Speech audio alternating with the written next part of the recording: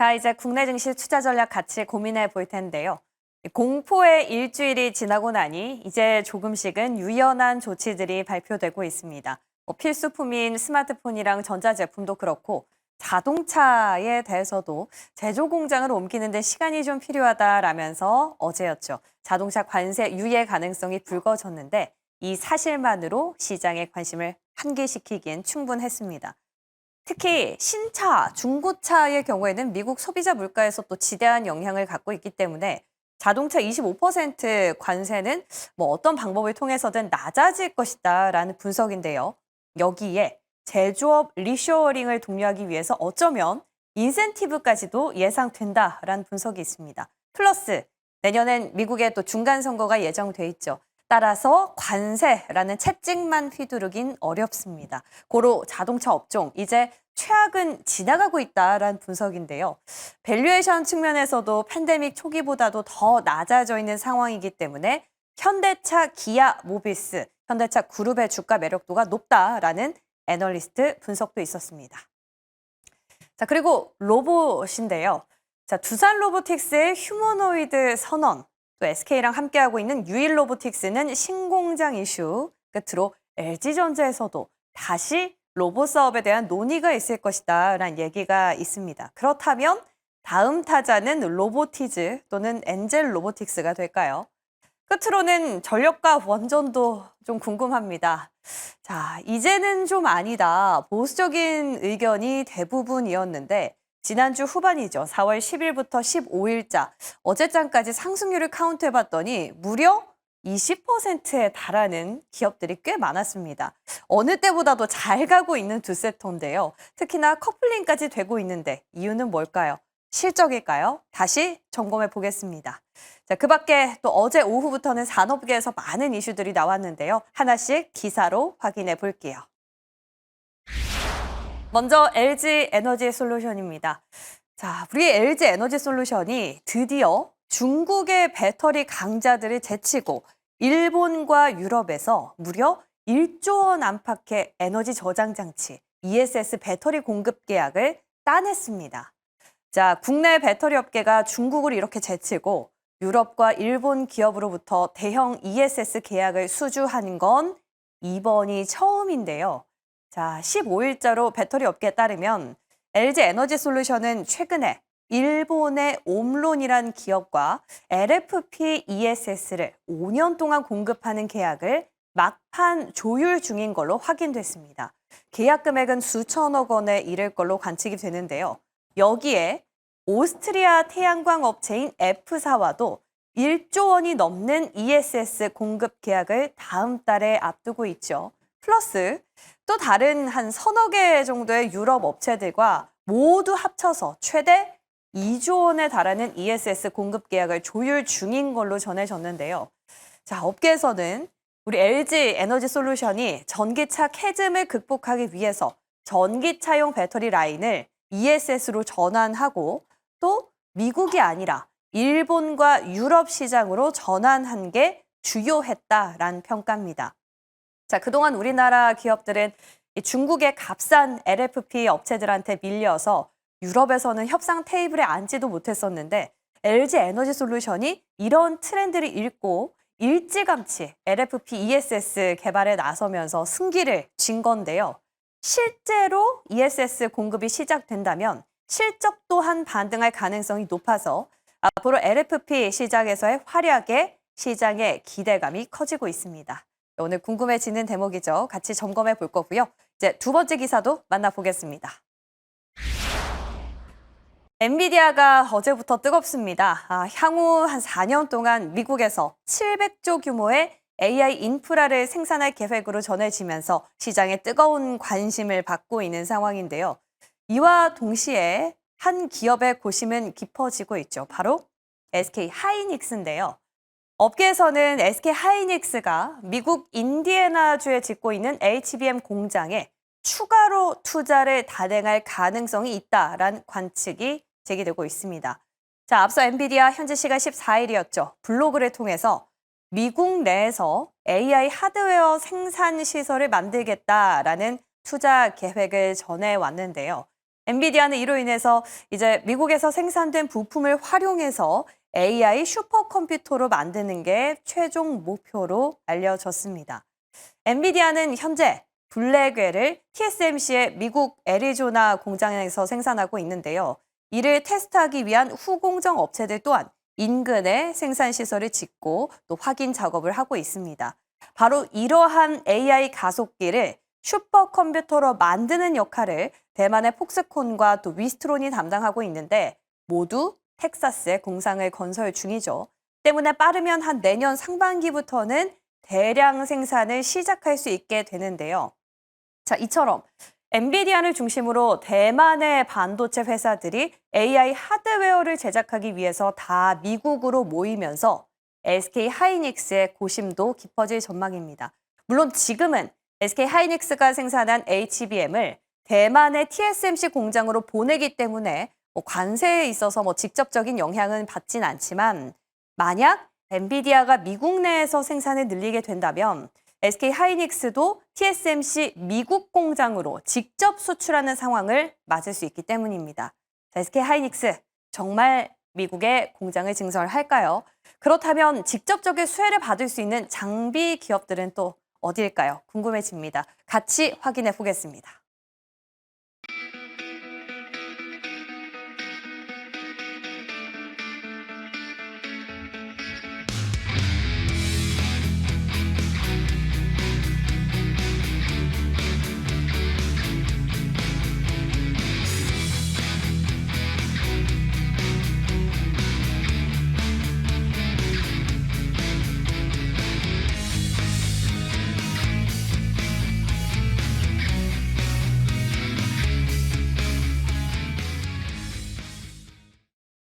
수요일 아침입니다. MBN골드 조선인 매니저, SB인베스트 이주호 본부장 모셨습니다. 어서 오십시오. 안녕하십니까? 안녕하세요. 반갑습니다.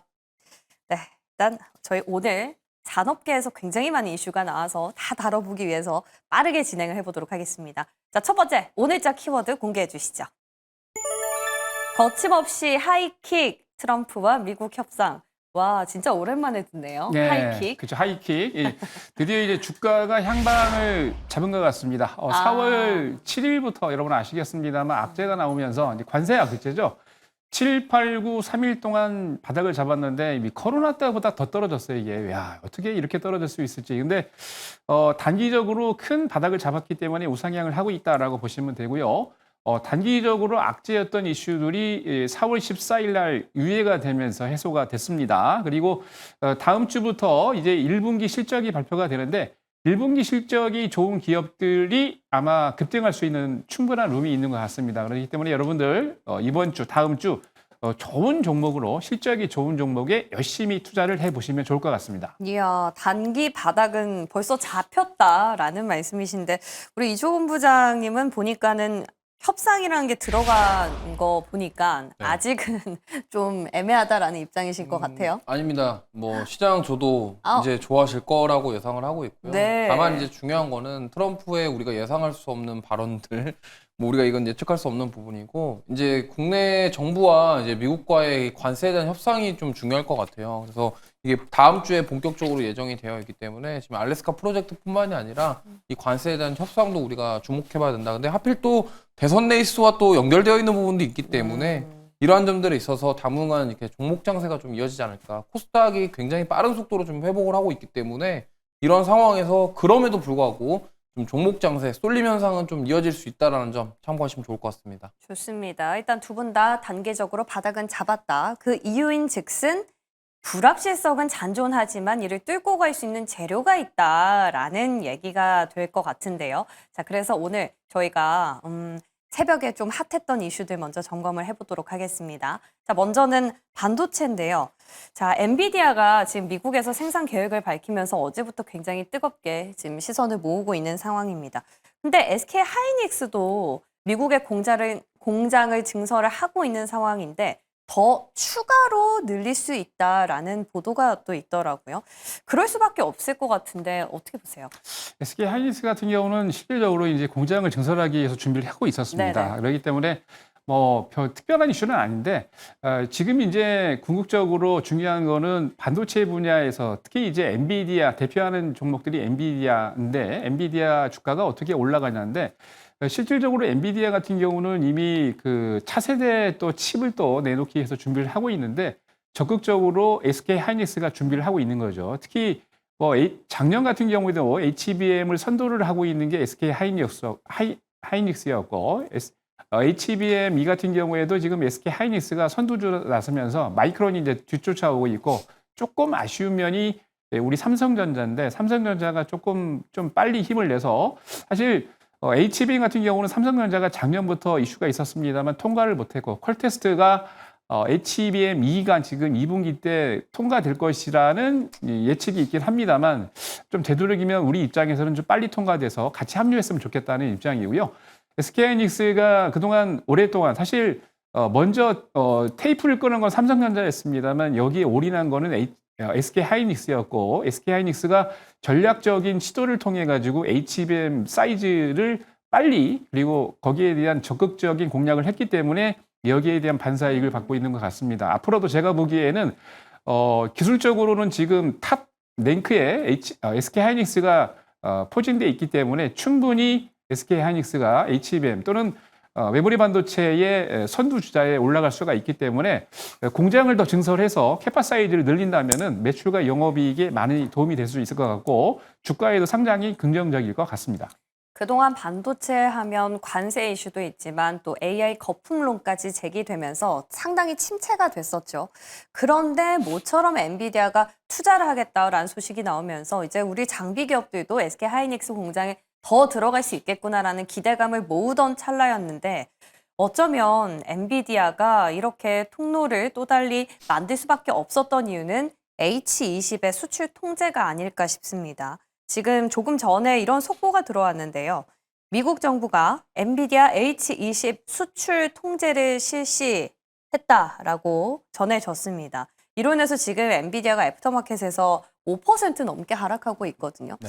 그럼 뭐 반도체도 지금 왔다 갔다 할 수밖에 없을 것 같아요. 오늘 주가 좀 타격이 있을까요? 네, 오늘 충격이 조금 있을 것 같고요. 예. 근데 이게 참 애매한 게 뭐냐면 엔비디아 향으로 이제 HBM에 대한 기대감으로 국내 주식이 많이 올랐는데 지금 계속적으로 뭐 고점 이후에 수익성에 대한 부분의 우려 속에서 지금 우리나라 하이닉스 같은 경우도 조정을 같이 받았었고요. 근데 지금 저런 소식이 나오면은 결국에는 국내 기업들이 따라가는 흐름이 나올 수밖에 없는 상황이기 그렇죠. 때문에 좀 주의를 하셔야 될 것 같고요. 사실 참 이게 결국에는 지금 이러한 현상들이 나오는 게 트럼프로부터 시작이 된 부분이라서 아까도 말씀드렸지만 지금 미국과 중국과의 그런 무역 전쟁 속에서 미국이 좀 우위를 차지하고 싶은데 그로 인한 무기로 지금 활용을 하고 있다. 이렇게 해석이 되는데 좀 단기적으로는 충격이 있을 수는 있겠지만 결과적으로 또 이런 식으로 또 뒤집으면은 또 반등이 좀 세게 나오지 않을까 이렇게 생각하고 있고요. 어쨌든 이런 규제에 대한 부분들은 악재로서 반영이 될 가능성이 높다라는 점은 참고를 하시는 게 좋을 것 같습니다. 그래서 반도체는 아직까지 어떤 방향성을 잡지 말고 조금 더 지켜보자라는 의견이 이런 곳에서 나오는 것 같습니다. 네, 새벽에 나온 속보 같이 확인해 봤고요. 자, 이번에는 첫 번째 끓는 점 들어가 볼게요. 공개해 주시죠.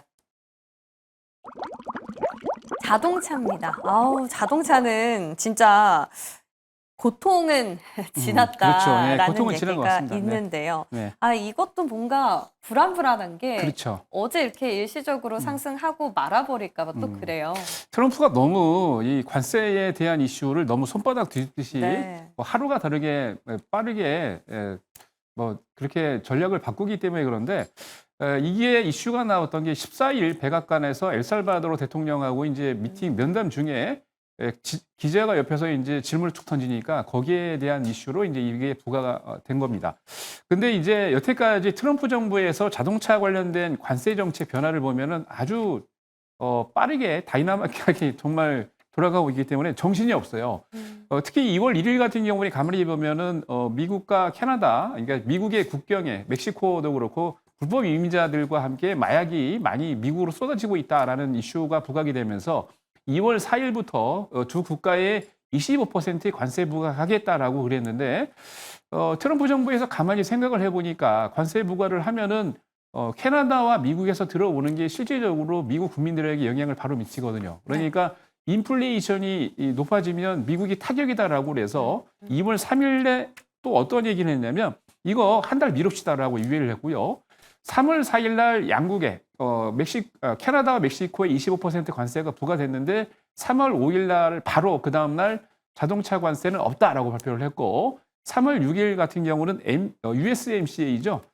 미국, 캐나다, 멕시코 관련해서 이 3국이 협정을 체결했는데 거기 협정에 맞게 들어오는 수입품들, 멕시코, 캐나다 측에서 수입하고 있는 것들은 관세 면제다 또 얘기를 했고 그 뒤로 4월 2일 날부터 지금 본격적으로 뭐 트럼프 얘기대로 해방의 날이다 그래서 관세를 25% 일률적으로 부과를 하고 있는데 지금 14일부터 말씀드린 것처럼 이렇게 또 진행이 된다면 관세 유예가 되면서 사실 자동차 쪽에 자동차 이슈가 상당히 조금 우리 현대차나 기아에 굉장히 타격이었는데 긍정적으로 보고 있고 어제도 제가 말씀을 드렸습니다만 트럼프가 인터뷰한 내용을 자세히 들어보면 GM이나 포드 같은 쉽게 얘기해서 이제 캐나다와 멕시코에서 들어오는 자동차뿐만이 아니고 다른 국가에서도 수입되는 자동차에도 여기에 포함된다라고 얘기를 했어요. 잘 들어보시면. 그렇기 때문에 이게 바로 무슨 얘기냐.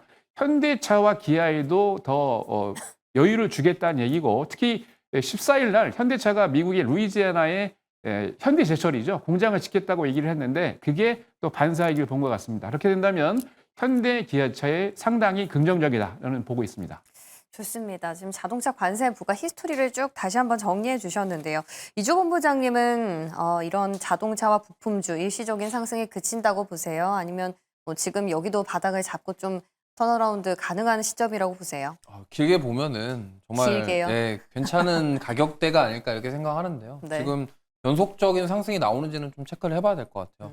그러니까 저는 스탠스는 같습니다. 트럼프에 대한 변수가 너무 크기 때문에 이로 인해서 굳이 무리하게 지금 따라갈 필요는 없다. 그리고 완벽하게 해소된 게 아니에요. 그죠. 그러니까 가능성에 대해서 검토 중이다라고 얘기를 했기 예. 때문에 또 다음날 또 어떻게 바뀔지 우리가 맞아요. 알 수 없다라는 점. 그래서 좀 무리하게 지금 뭐 모아가시기보다는 좀 긴 호흡으로 끌고 가신다고 한다면 괜찮겠으나 굳이 단기적인 반등을 V자 반등을 노린다. 이건 좀 다른 쪽에서 답을 찾아보시는 게 좋을 것 같고요. 저는 오히려 지금 불확실성인 요소가 조금 덜한 자율주행 쪽으로 한번 시선을 돌려보자 이렇게 생각하고 있습니다. 어제 저희 자율주행 얘기했었는데 그죠? 아쉽네요. 네, 근데 그와 관련한 소식이 또 있습니다. 자, 먼저 자동차 이쪽으로 투자 어떻게 해봐야 되는지 한번 의견 볼까요? 그래도 종목을 주신 거 보니까 두 분 다 이제 투자는 할 때다라는 생각이신 것 같아요. 현대모비스, 밸류 매력도가 또 높다라는 그렇죠. 애널리스트 분석이 예. 있었어요. 현대모비스 같은 경우는 이제 현대차 기아의 이제 AS 부품 사업을 진행을 하고 있는데 매출 비중을 보면 현대차의 80%, 기아의 20% 매출을 올리고 있습니다. 거기다 특히 미국과 캐나다, 멕시코에 공장하고 판매 법인이 다 있어요. 그렇기 때문에 뭐 관세 얘기를 하고 있는데 거기하고 전혀 영향이 없습니다. 그렇기 때문에 현대모비스 같은 경우는 반사이익을 충분히 받을 수 있는 그런 기업이다라고 저는 보고 있습니다. 완성차보다 부품주.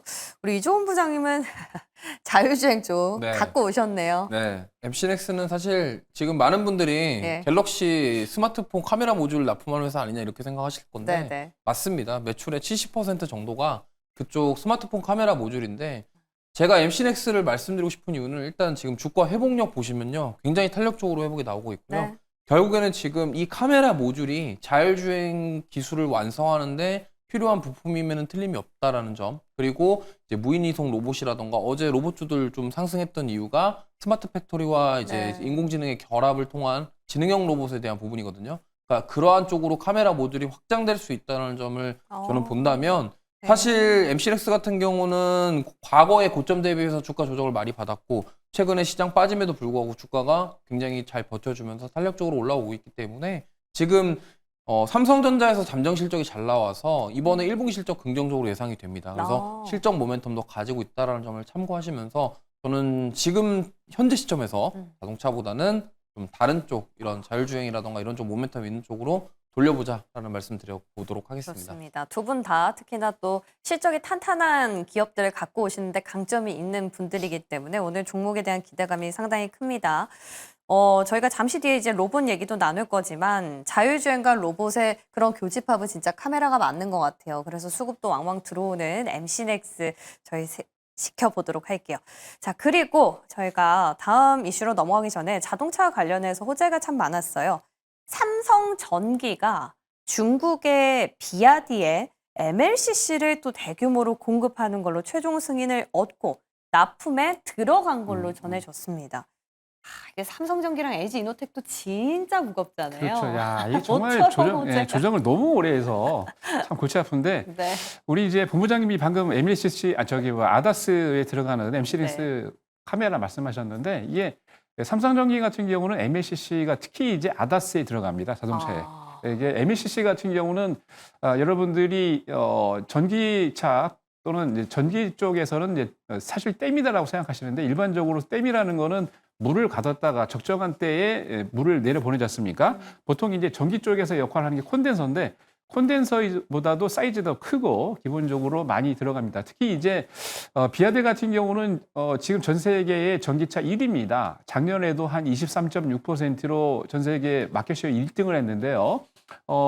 작년에 판매된 대수를 보니까 순수 전기차만 한 170만 대, 그리고 하이브리드가 250만 대에서 한 420만 대 정도 판매가 됐는데 금년에는 한 550만 대 정도 납품을 한다고 그래요. 그러면은 매출 규모가 사이즈가 더 커질 텐데 저는 그 삼성 이재용 회장이 다른 회장들은 다 미국에서 트럼프를 만나는데 왜 지난달에 중국에 갔을까라고 제가 와. 이상하게 봤는데 근데 네. 삼성 이재용 회장은 역시 생각이 있었습니다. 사실 삼성의 매출 규모를 보면은 미국보다 중국이 1.2% 사이즈가 마켓 사이즈가 더 크고 거기다가 이번 그 지난달에 갔던 것 때문에 이렇게 계약이 체결이 됐는데 이 그 BYD 같은 경우는 특히나도 전기차 분야에서는 지금 탑을 달리고 있기 때문에 여기에 대한 충분한 그 대비를 한 것 같아요. 그리고 사실 BYD에 납품하기 전에 이미 테슬라의 삼성전기는 MLCC를 납품을 했기 때문에 그러한 레퍼런스가 있기 때문에 1등인 BYD에 납품을 했는데 사실 MLCC 특히 이제 전기차에 들어가는 MLCC 같은 경우는 일본 기업 2개 TDK하고 2개 회사하고 삼성전기가 3분할해서 이 마켓을 성장을 해서 이제 지금 갖고 있는데 전반적으로 봤을 때 이렇게 된다면 앞으로 매출과 영업이 굉장히 늘어날 것 같습니다. 왜냐하면 기본적으로 이 그 전기차에 들어가는 MLCC 같은 경우는 한 대당 12,000대에서 17,000대가 MLCC가 들어가고 하이브리드 같은 경우는 최소 8,000대가 들어갑니다. 그러면은 몇억 개에서 몇십억 개가 들어간다는 얘기인데 그렇게 된다면 현재의 매출에서 보통 몇천억 단위 이상의 1년 매출이 더 늘어나면은 삼성전기의 매출 규모가 퀀텀 점프할 수가 있기 때문에 네. 매출과 영업이익이 이로 인해서 제가 늘어날 것 같습니다. 그렇게 된다면은 1등, 2등의 납품을 다 하고 있는 삼성전기가 앞으로 가격 추이도 그러니까 이 가격 프라이스가 굉장히 올라갈 수 있는 룸이 많다라고 보고 있기 때문에 삼성전기에 관심을 가져주시고 단기적인 이슈가 이렇게 나오면은 또 단기적으로도 주가 움직이겠죠. 네. 그래서 삼성전기 앞으로 좀 관심을 가져보시기 바랍니다. 차트를 보니까 조금 저점을 찍고 그래도 턴어라운드 하면서 기관 수급도 들어오는 상당히 긍정적인 자리를 보이거든요. 네, 그럼 맞습니다. 지금 보면서 조금 더 길게까지도 괜찮을까요? 실적 나올 때? 단기적으로도 괜찮을 것 같고요. 실적이 이제 추가가 되면 예. 우상향해서 갈 수가 있기 오. 때문에 관심을 가지는 것도 괜찮을 것 같습니다. 좋습니다. 삼성전기 모처럼 나오는 호재 주가에도 긍정적일 것이다라는 분석이었고요. LG 에너지 솔루션도 오랜만에 호재가 나왔습니다. 일본이랑 유럽에서 1조 원 규모의 ESS 공급 계약을 체결한 걸로 전해졌는데요. 뭐 어떤 기업이랑은 지금 거의 체결이 막바지에 다다랐다라는 것도 있고 확정된 기업도 있는 것 같습니다. 다만 여기서 포인트는 중국을 제치고 LFP 시장에서 이제 승기를 줬다라는 게 굉장히 주요하다라는 평가거든요. LG 에너지 솔루션 네. 어떻게 보세요? 일단 전기차 제가 여쭤봤을 때마다 한 네. 번도 아직까지 긍정적 의견이 나온 적은 없거든요. 사실 2차 전지를 지금 좋게 얘기하시는 분들이 거의 없을 것 같아요. 근데 그럼에도 불구하고 저는 국내 셀업체는 보셔야 된다. 왜냐하면 지금 셀업체들의 공통적인 특징이 뭐냐면 하이니켈을 약간 버렸어요. 이제 네. 약간 버리고 이제 앞으로 경쟁할 수 있는. 왜냐하면 이미 LFP 배터리에서 시장 마켓 쉐어에서 졌기 때문에 그럼 이거를 이겨낼 수 있는 방법은 뭐가 있을까? 그러니까 우리나라 셀 업체들은 결단을 내릴 수밖에 없는 거죠.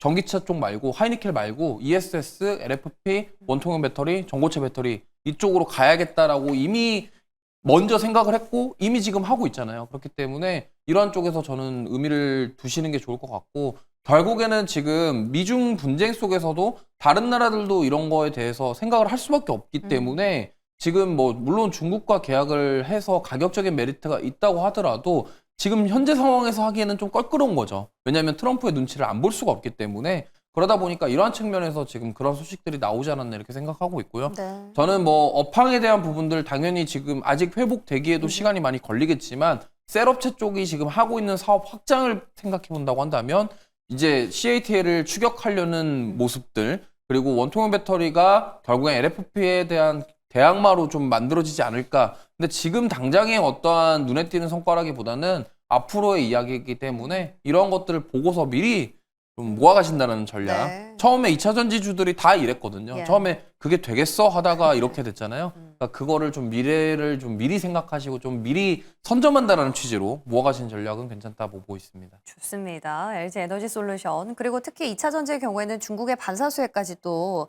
받을 수 있는 부분이 있기 때문에 모처럼 조금씩 셀 기업들은 보자라는 의견이 나왔네요. 한번 참고해 보시기 바랄게요. 자, 이제 저희는 두 번째 끓는 점으로 넘어가 보겠습니다. 로봇이에요. 와, 두산 로보틱스도 휴머노이드 선언을 했고 유일 로보틱스는 신공장 증설 이슈가 또 이번 달에 있을 걸로 알고 있습니다. LG전자는 이제 뭔가 로봇을 정립할 것이다라는 기대감이 나오고 있는데 그러면은 이제 레인보우 로보틱스 시대는 좀 지난 것 같고 그 다음은 유일이었고 그 다음 로보틱스 뭐 엔젤 로봇인가 뭐 이런 생각 들어요. 그렇죠. 이제 많이 이제 생각하고 있는데 어제 이제 나온 이슈부터 이제 건드리고 좀 가보면 네. 어제 보통 이제 이게 로봇 산업이 커지는 거는 기본적으로 이제 많은 리포트가 나왔는데 제가 좀 생각을 하고 있는데 모건 스탠리가 얼마 전에 나왔던 더 휴머노이드 리포트를 보시면은 2030년까지 마켓 시장이 한 6조 정도 그리고 2040년에는 336조 정도 한 60배 정도 늘어나는 겁니다. 사이즈가. 그러니까 전 세계에 있는 모든 로봇 기업들이 총력전을 벌이면서 로봇 시장에 진입을 하고 있는데 어제 두산이 지금 이제 두산 타워가 분당에 있습니다. 분당에 타워가 있는데 김 대표를 비롯한 임원들이 타운홀 미팅을 진행을 하면서 휴머노이드 로봇, 지능형 휴머노이드 개발로 총력전을 하자라고 했는데 왜냐하면 현재 기본적으로 이제 협동 로봇 쪽에 두산이 또 강하긴 합니다만 문제는 지능형 휴머노이드는 좀 약해요. 지능형 휴머노이드 같은 경우는 일반적으로 하드웨어, 그다음에 소프트웨어, 여기다가 AI, 인공지능까지 결합을 해서 보통 일반적으로 이제 우리가 설치를 하고 난 다음에 협동 로봇 같은 경우는 일일이 엔지니어가 세팅을 하고 다 맞춰줘야 되는데 기본적으로 지능형 로봇 같은 경우는 그냥 설치한 다음에 플러그만 딱 꼽으면 전기만 충전이 되면 지가 알아서 다 굴러갑니다. 이거 이제 플러그 앤 플레이라고 그러는데 기본적으로 여기에 들어가 있는 모든 것들이 이제 소프트웨어가 더 강점을 보이고 있는 거죠. 근데 어제 나온 내용들을 보니까 특히 이제 두산 같은 경우는 로봇 쪽에서 강점인 게 물류 로봇, 용접 로봇 그리고 이제 커피를 만드는 커피 로봇이 있는데 개별적으로는 좀 강한데 이쪽 지능형 휴머노이드에는 좀 약해요. 그래서 하드웨어 중심에서 소프트웨어 중심으로 넘어가자는 포커스를 맞추고 있는 것 같고요. 기본적으로 두산 로보틱스가 실용적으로 이제 로봇 관련해 가지고 갖고 있는 강점이 그거 외에 보통 이제 협동 로봇 같은 경우는 팔을 많이 사용하지 않습니까? 네. 팔을 많이 사용하는데 이 팔끼리 자기가 알아서 이제 정교한 작업을 할 수 있도록 멀티암 태스크 기능을 제어 기술을 갖고 있고요. 그리고 기본적으로 다양한 환경에서 센서를 갖고 사실 이제 움직이는 로봇 같은 경우는 충돌이 많은데 네. 충돌을 회피할 수 있는 기술 거기다가 저는 이거 보고 깜짝 놀랐어요. 어떤 로봇이 자기가 자동으로 그러니까 쉽게 얘기해서 이제 일을 설계를 해서 그 프로세스를 진행할 수 있는 그 기능이 있다고 합니다. 그래서 이게 이제 롱 호리즌 태스크라는 그런 기능인데 제가 이거 보고 야 이게 자동으로 이게 되는구나라고 해서 했는데 그런 기술까지도 두산에서 갖고 있다고 합니다. 하여튼 뭐 관심 있게 지켜보시면 되는데 네. 사실 가장 중요한 거는 대기업들이 중소기업보다 늦는 게 왜냐하면 조직 문화예요. 그죠? 예. 규모가 사이즈가 너무 크다 보니까 이 결정을 늦게 하기 때문에 행동도 늦게 하는데 특이하게 두산 같은 경우는 앞으로 조직 개편에서 블리츠라는 그런 블리츠 스케일이라는 그런 조직 개편을 하면서 앞으로 좀 빠르게 그리고 기술력도 더 앞으로 행동력 있게 가자라고 해서 조직까지 개편하면서 앞으로 4월 21일인가요? 신규로 지금 그 뭡니까 경력 사원까지도 공개 채용한다고 그러는데 두산 같은 경우에는 지금 보시는 것처럼 새롭게 지금 산업에 열심히 지금 하고 있기 때문에 관심 있게 지켜볼 만합니다. 그래서 네. 로봇 산업이 두산뿐만이 아니고 많은 기업들이 하고 있기 때문에 열심히 해서 우리나라가 탑 3 안에 들어갔으면 좋겠습니다. 말씀해 주셨던 것처럼 어제 시장을 환기를 다시금 불러일으킨 건 두산 로보틱스의 행보였거든요. 근데 우리가요, 본부장님, 이전의 로봇 붐을 한번 생각해 보면 그때도 시작은 삼성이었죠. 레인보우 로보틱스가 쏘아 올린 것들이 어쩌면 대기업과 연결고리가 있는 기업들을 중심으로 강하게 붐을 일으켰는데 이번에는 두산이 쏘아 올리긴 올렸는데 그 아랫단에 있는 모션이나 액추에이터, 감속기 이런 부품주들이 화력이 더 뜨거워요. 이거 어떻게 보세요? 이쪽으로 이제 갔다고 보세요? 뭐 사실 어느 쪽으로 갔는지 뭐 미리 예상하기는 어렵지만 네. 어쨌든 저는 이제 대기업과 관련된 이슈로 좀 올랐고 이제는 실제로 기술력에 대해서 좀 시장 참여자들이 집중하지 않을까 이렇게 생각을 하고 있습니다. 특히나 가장 중요한 거는 어쨌든 무인 이송 로봇, 그러니까 스마트 팩토리에 들어가는 그 로봇들은 좀 정밀한 제어가 필요해요. 네. 왜냐하면 조금이라도 그 공정에서 어긋나는 행동이 나오면 안 되기 때문에 그게 가장 중요하겠죠. 그러다 보니까 액추에이터랑 관련된 쪽이 제가 여기 나올 때마다 말씀을 맞아요. 여러 번 드렸었어요. 네. 그래서 좀 보시면 좋을 것 같고요. 사실은 정밀 제어, 모터, 감속기 이런 것들이 다 어우러져야 좀 성공적으로 될 수가 있기 때문에 대기업들에 대한 부분들 그리고 그 밑단에 있는 중소형 주는 그런 기술력이 가진 기업들이 중요하다는 말씀 드리겠습니다. 두 분의 의견이 어떻게 기울여질지는 종목을 보면 확인이 되겠죠. 바로 열어볼게요. 레인보우 로보틱스, RS 오토메이션. 우리 RS 오토메이션은 몇 번 말씀해 주셨고 레인보우 로보틱스네요. 아니, 두산 좋게 얘기하셔가지고. 두산도 좋게 하는데 저는 이제 레인보우 로보틱스를 3년 전부터 계속 좋게 보고 있고 3년? 네. 2년 전에 원래 제가 이제 조찬 모임에 가서 예. 그때 이제 레인보우 로보틱스 대표가 나와서 발표하는 내용을 보고 야 역시 뭔가 얘기하는 게 다르다라고 얘기를 제가 느꼈고 특히 이제 레인보우 로보틱스가 2011년도 지금 카이스트에서 나와서 발전해가지고 2015년도에 이제 깜짝 놀랐던 게 사실 이게 지능형 휴머노이드가 나왔던 이유가 바로 일본의 원자력 발전소가 무너지면서 거기에 들어갈 수가 없기 때문에 사람이 로봇이 이제 이걸 어떻게 처리할 것인가라는 갖고 했었고 2015년도에 미국에 있는 다르파라는 그런 협회에서 전 세계 모든 휴머노이드 로봇이 기술력을 그러니까 경쟁을 했는데 거기서 1등을 했습니다. 특히 이제 작년 12월 달에 우리 레인보우 로보틱스가 삼성의 이제 자회사로 편입이 됐는데 삼성이 그러니까 여러분이 아시겠지만 레인보우 로보틱스가 지금 매출이 뭐 100억, 200억밖에 안 돼요. 이런 기업들이 어떻게 퀀텀 잡을 거냐라고 하는데 삼성 바이오로직스도 2016년도 상장할 때 적자였고 4년 동안 매출이 하나도 안 났습니다. 갑자기 4년 뒤 2020년도에 1조 원이 넘었는데요. 저 레인보우 로보틱스 그렇게 생각을 하고 있습니다. 오준호 교수가 지금 밤잠도 설쳐가면서 자기 직원들을 50명을 데리고 가서 지금 대전 본사에서 밤잠도 설쳐가면서 지금 하고 있다고 하는데 분명 몇 년 안에 큰 제가 보기에는 퀀텀 점프할 수 있는 그런 기업이 된다라고 생각하고 있기 때문에 딱 한마디 하고 끝낼게요. 삼성이 하면 다릅니다. 좋습니다. 옛날만큼 못 가는 것 같아서 조금 아쉽긴 한데 어쨌건 좀 길게 보자라는 말씀. RS 오토메이션도 짧게 한번 들어볼까요? 네, 일단 뭐 가장 핵심은 제어 네. 쪽이랑 관련되어 있고요. 결국에는 이 위치랑 속도 등을 제어할 수 있는 이 엔코더라는 거를 자체 설계한다. 이게 굉장히 중요한 것 같습니다. 그래서 제어 솔루션 사업을 영위하고 있는 이 기업은 좀 어제도 강한 모습이 나왔고요. 시가총액이 좀 낮은 반면에 변동성이 클 수가 있기 때문에 단기 시세 노리시는 분들이 접근해볼 만하다는 말씀 드리겠습니다. 어제 조금 너무 급등했기 때문에 네. 조금 빠졌을 때 한번 들어가 보시면 좋겠습니다. 로봇 정리 마쳤고요. 마지막 관련점 공개해 주시죠. 안 갈 듯 가는 양치기 업종을 저희가 고민을 좀 해보겠습니다. 매니저님, 네. 원전이요. 깜짝 놀랐네요. 아이 원전이 예. 네네. 우리 현 정부 정책 수혜를 또 많이 받았지 않습니까? 그렇죠. 그래가지고 이제 뭐 정책 뭐 교체에 대한 기대감으로 뭐 일자리도 가고 가는 상황에서 네네. 원전 좀 쉴 것이다라는 말씀들 많이 해주셨는데 네. 아니 일주일도 아니죠. 단 몇 거래일 만에 수익률 카운트 해보니까 장난 아니죠. 제일 좋아요. 그죠? 여러분들 지금 바로 HTS 여셔가지고 한국전력의 주가를 확인해 보세요. 깜짝 놀라실 겁니다. 한국전력도 많이. 네, 깜짝 놀랐어요. 근데 왜 그러냐면은 네. 한전이 이제 준비를 하고 있었습니다. 오래전부터.